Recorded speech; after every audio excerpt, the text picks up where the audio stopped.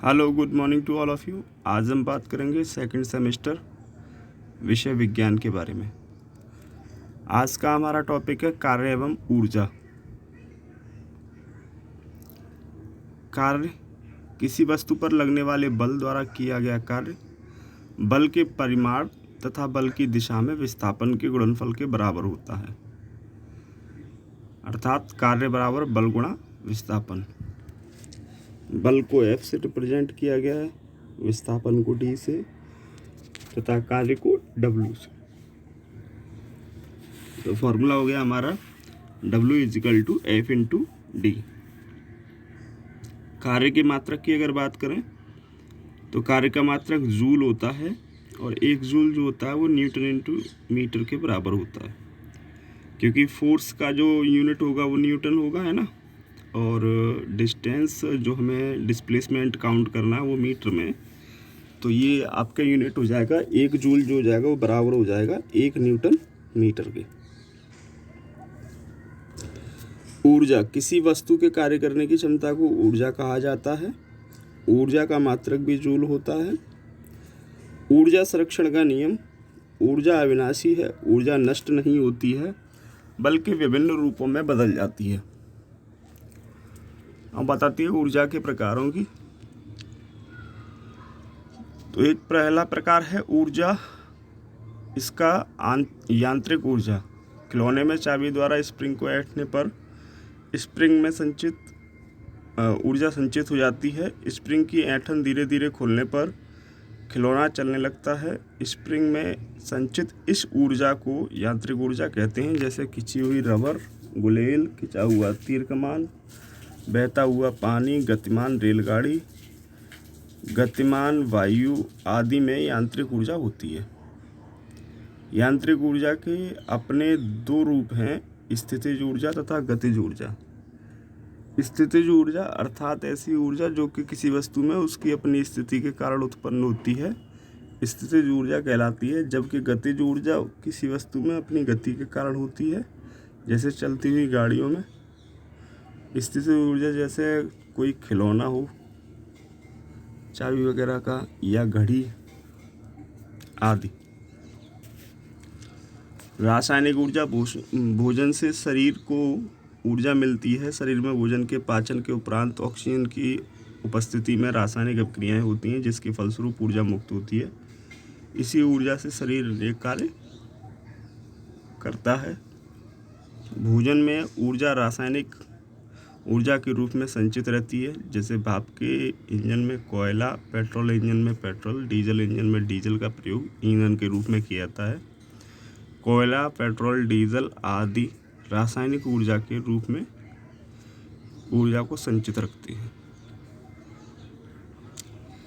ध्वनि ऊर्जा, जब कोई ध्वनि कान के पर्दे पर पड़ती है तो कान का पर्दा कंपन करने लगता है।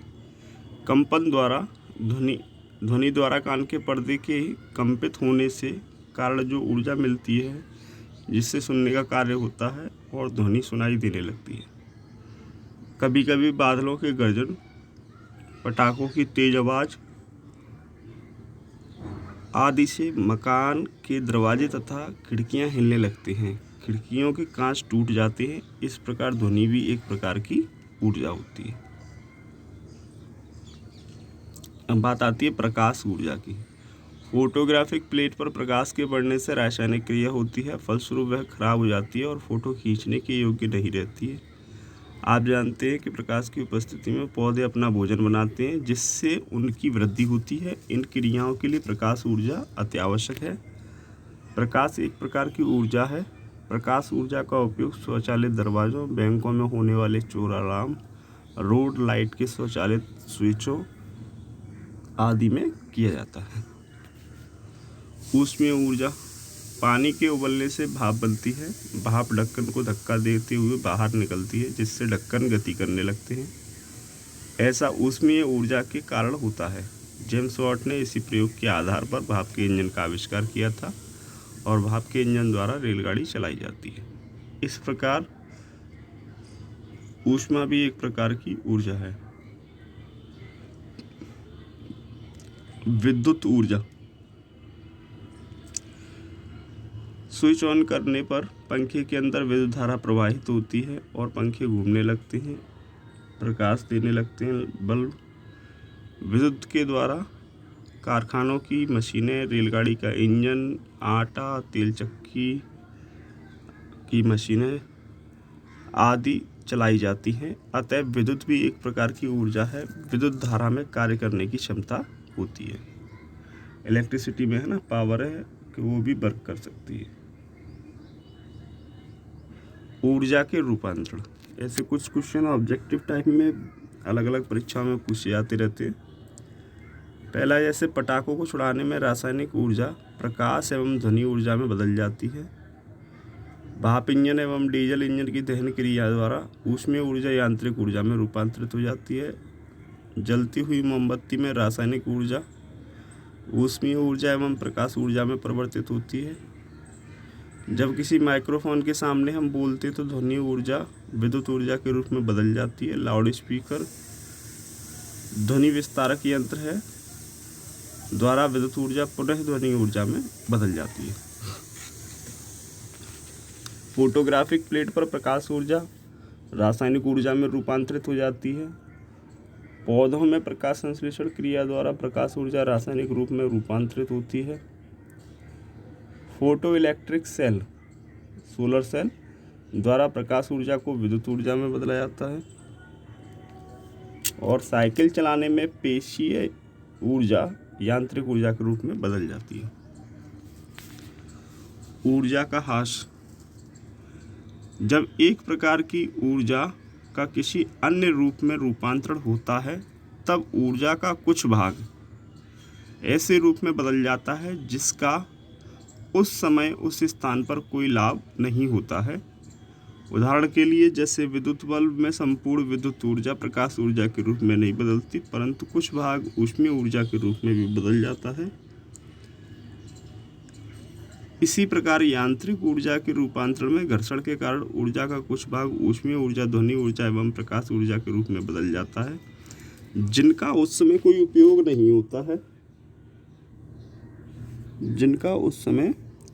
होता है, परंतु मशीनें गर्म होकर खराब होने लगती हैं। उस समय ऊर्जा का उपयोग में न होना ही ऊर्जा का ह्रास कहलाता है। मशीनों में ऊर्जा के ह्रास द्वारा होने वाली खराबियों से बचाव हेतु मशीनों में नियमित रूप में स्नेहक अथवा ग्रीस लगाते रहना चाहिए।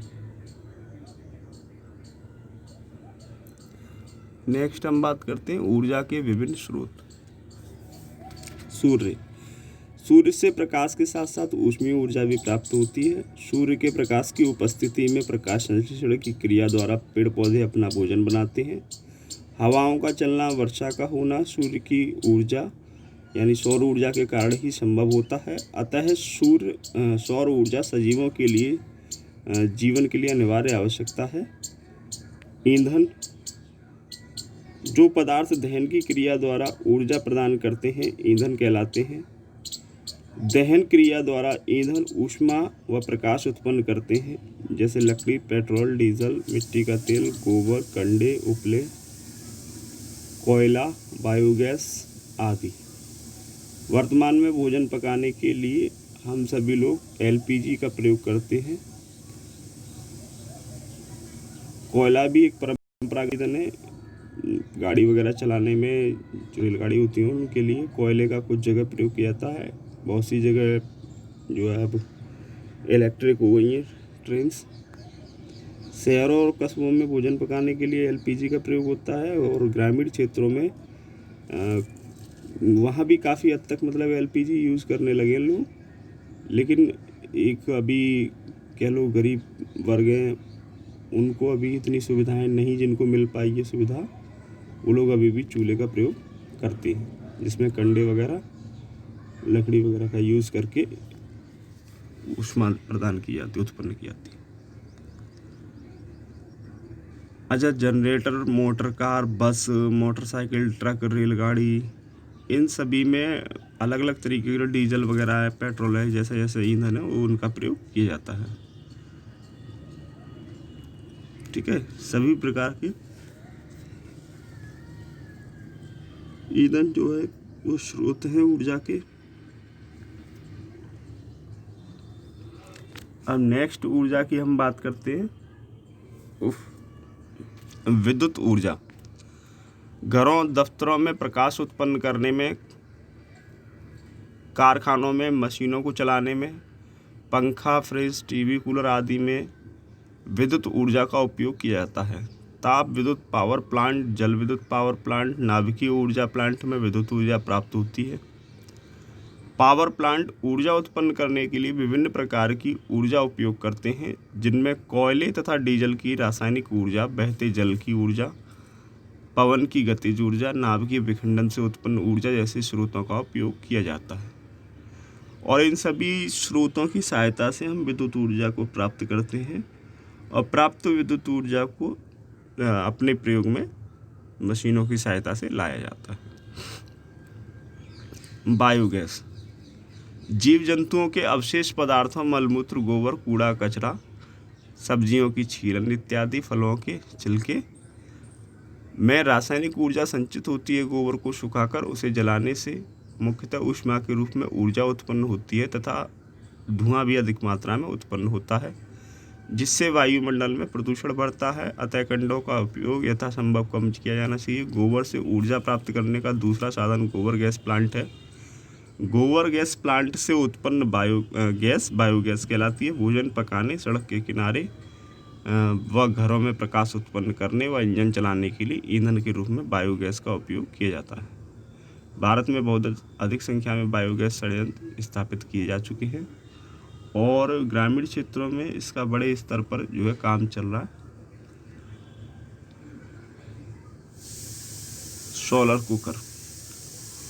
सोलर कुकर द्वारा सौर ऊर्जा को ऊष्मा के रूप में एकत्रित करके इसे भोजन पकाने में प्रयोग किया जाता है। सूर्य की प्रकाश किरणें कुकर के कांच के ढक्कन तथा परावर्तक पर पड़ती हैं। कांच के ढक्कन पर तथा परावर्तक से परावर्तित होकर आने वाली प्रकाश किरणें बॉक्स में रखे बर्तन C1 तथा C2 तथा उसकी भीतरी दीवारों पर पड़ती हैं। बर्तन की बाहरी सतह तथा बॉक्स की दीवारें व तली सभी काले रंग की होती हैं, जिससे सूर्य की किरणों की ऊर्जा को अधिक से अधिक मात्रा में अवशोषित किया जा सके। परिणाम स्वरूप बॉक्स के अंदर का तापमान बढ़ जाता है। 2-3 घंटे में इसके अंदर रखा हुआ खाना पक जाता है। सोलर कुकर की सहायता से चपाती बनाने, फ्राई करने के अतिरिक्त सभी प्रकार के भोजन पकाए जा सकते हैं। सोलर सेल वह युक्ति है जिससे सूर्य की ऊर्जा को विद्युत ऊर्जा में बदला जाता है। सौर सेल बनाने में सिलिकॉन का प्रयोग करते हैं। एक सोलर सेल लगभग 0.5 वोल्ट का विभवांतर तथा 0.6 एम्पीयर की विद्युत धारा उत्पन्न कर सकता है। अधिक विद्युत धारा प्राप्त करने के लिए अधिक संख्या में सोलर सेलों को जोड़ा जाता है, जिसे सोलर पैनल कहते हैं। चित्रानुसार सोलर पैनल का एडजस्टमेंट किया जाता है। ऊपर ये सोलर प्लेट लगी हुई है, नीचे बैटरी जिसमें एनर्जी स्टोर की जाएगी, बाकी फिर इसका आउटपुट है विद्युत मोटर। प्राय सौर पैनल द्वारा उत्पादित विद्युत का उपयोग बैटरी को चार्ज करने के लिए किया जाता है। बैटरी से आवश्यकता अनुसार विद्युत का उपयोग बल्ब जलाने, रेडियो, टीवी आदि के संचालन में किया जाता है। दूरस्थ ग्रामीण क्षेत्रों में जहां विद्युत उपलब्ध नहीं है, वहां सोलर सेल का उपयोग विशेष रूप से किया जाता है। सौर जल ऊष्मक एक कांच के बॉक्स के अंदर तांबे की ट्यूब को लगा लिया जाता है। इसकी बाहरी सतह को काला कर दिया जाता है, जिससे अधिक से अधिक ऊर्जा का अवशोषण हो सके। सूर्य का प्रकाश इसी ट्यूब पर पड़ता है। इस ट्यूब के सिरे से ठंडा जल प्रवेश करता है तथा दूसरे सिरे से गर्म जल निकलता है। इसका उपयोग अस्पतालों व होटलों में किया जाता है। अन्य डिजाइन के सौर ऊष्मक भी विकसित किए जा सकते हैं। जैसे ही एक सौर ऊष्मक द्वारा अनाजों, फलों एवं सब्जियों को भी सुखाया जाता है।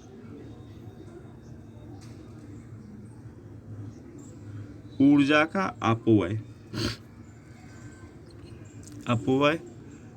पिछले 100 वर्षों की अवधि में विभिन्न उद्योगों में विकास के साथ ऊर्जा की मांग में अत्यंत तीव्र गति से वृद्धि हुई है। जनसंख्या वृद्धि और दैनिक जीवन की विभिन्न आवश्यकताओं एवं अनेक बढ़ती हुई क्रियाकलापों में ऊर्जा व्यय के कारण ऊर्जा की मांग दिनों दिन बढ़ती जा रही है। वर्तमान में कुल ऊर्जा आपूर्ति का बहुत बड़ा भाग, लगभग 80% भाग पेट्रोलियम उत्पादों पर निर्भर है। ऊर्जा के 18% भाग की आपूर्ति लकड़ी, बायोगैस, कोयला आदि से होती है। शेष ऊर्जा की आपूर्ति नवीनीकरणीय ऊर्जा या वैकल्पिक स्रोत कह सकते हैं आप इसे, जैसे वायु, जल, सूर्य आदि के द्वारा की जाती है। मतलब मोस्ट ऑफ हम जो डिपेंड हैं वो पेट्रोलियम उत्पादों पर डिपेंड हैं, यानी लगभग 80%। 18% में हम लकड़ी, कोयला, बायोगैस इनका प्रयोग करते हैं। शेष 2% लगभग है ना, वायु, जल और ऊष्मा, इन साधनों का प्रयोग करते हैं ऊर्जा के लिए। ऊर्जा संरक्षण के उपाय। ऊर्जा संरक्षण के विभिन्न उपाय हैं, आप इन्हें समझिएगा, पढ़िएगा। एक सिंपल सी बात रखिए, ध्यान रखिए, जितना किसी भी प्रकार की ऊर्जा का आप दोहन कर रहे हैं, इतना ध्यान रखें उसका हमें वेस्टेज नहीं करना है। पहली चीज़, अगर हम उसका उपयोग नहीं कर रहे हैं तो उसका ये नहीं है कि निरंतर उसको व्यर्थ में बेकार कर रहे हैं, बहा रहे हैं, ऐसा भी नहीं करना है। आने जाने के साधनों में मान लो कहीं हम कंबाइंड तौर पर पब्लिक ट्रांसपोर्ट का प्रयोग कर सकते हैं तो वहाँ पब्लिक ट्रांसपोर्ट का प्रयोग करें। हर जगह निजी वाहन का प्रयोग ना करें, है ना। कूलर, पंखे, टीवी आदि जितने भी विद्युत यंत्र हैं, अगर प्रयोग में नहीं है तो उनका स्विच ऑफ रखें, है ना। पानी वगैरह का है तो मान लो आप नहाने धोने के लिए या किसी भी कार्य के लिए ज़्यादा पानी व्यर्थ ना बहाएं, है ना। नदी नाले वगैरह के जो जल, एकत्रित जल है, जहाँ तालाब वगैरह हैं ग्रामीण क्षेत्रों में, उनमें पशुओं को या कपड़े धोने का काम ना करें। तो आपको हर प्रकार की चीज़ों को सुरक्षित रखने का काम है। और दूसरा, ऊर्जा संरक्षण के उपायों में जैसे हम प्रकृति के संबंध में ज़्यादा से ज़्यादा पेड़ लगाएं, है ना, जिससे हमारा वातावरण शुद्ध होगा और वायु ऊर्जा हमारी बढ़ेगी। और हमें जैसे पेट्रोल, डीजल, इनके वैकल्पिक स्रोत ढूंढने का प्रयास करना चाहिए, है ना, क्योंकि ये सीमित संसाधनों में आते हैं तो कभी न कभी भविष्य में ये समाप्त हो जाएंगे। तो हमें सौर ऊर्जा, जल ऊर्जा और वायु ऊर्जा की ओर ध्यान देना चाहिए, जिससे कि हमारे पास कोई वैकल्पिक स्रोत हो भविष्य के लिए, और इन सीमित संसाधनों को हम सीमित तरीके से प्रयोग करें, बहुतायत में इनका ये व्यर्थ ना जाए हमारे, है ना। ठीक है, इन सभी बातों का हमें ध्यान रखना है ऊर्जा संरक्षण के उपाय के लिए। Thanks to all of you, be safe, stay at home.